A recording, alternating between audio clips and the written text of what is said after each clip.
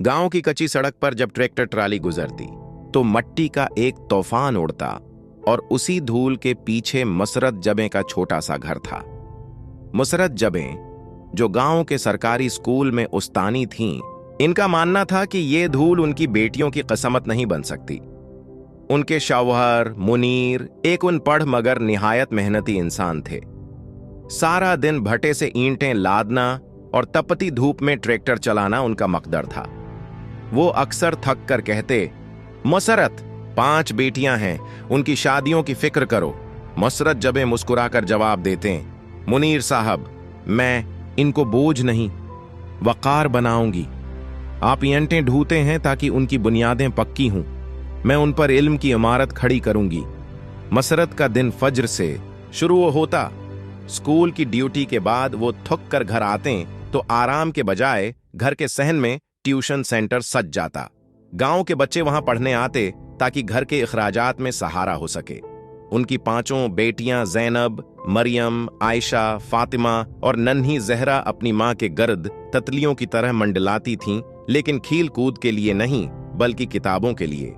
घर में गोशत महीने में एक बार पकता, लेकिन नई किताबें हर महीने आती। मुनीर की टराली की कमाई और मसरत की ट्यूशन की पाई पाई बेटियों की फैसों में जाती। वक्त का पहिया ट्रैक्टर के पहिए से तेज घूमा। मसरत जबे की हिम्मत ने बेटियों के खून में वो तड़प पैदा कर दी थी कि वो अपनी क्लासों में हमेशा अव्वल आते हैं। साल गुजरते गए और एक दिन इस कुचे घर के दरवाजे पर कामयाबी ने दस्तक दी। ज़ैनब और मरियम दोनों ने CSS CSS का इम्तिहान पास किया और असिस्टेंट कमिश्नर बनकर पूरे जिला में नाम रोशन किया।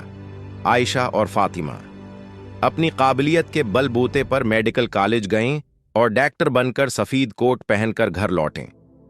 जहरा सबसे छोटी और सबसे तेज, जिसने ऑक्सफोर्ड यूनिवर्सिटी से मसनूई जहानत AI में PhD के लिए स्कॉलरशिप हासिल की।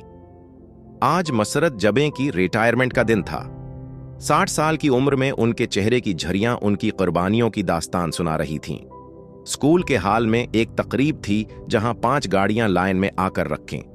जब 5 बेटियां अपने अपने प्रोटोकॉल और वकार के साथ हाल में दाखिल हुएं, तो पूरे गांव की आंखें खुली की खुली रह गईं। स्टेज पर मसरत जबे के साथ उनके शौहर मुनीर भी बैठे थे, जिनके हाथ आज भी ऐंटें उठाने की वजह से सख्त थे, मगर सिर फख्र से बुलंद था। मसरत जबे ने मायक पर बस इतना कहा, लोग कहते थे ट्रैक्टर चलाने वाले के घर सिर्फ बेटियां पैदा हुई हैं।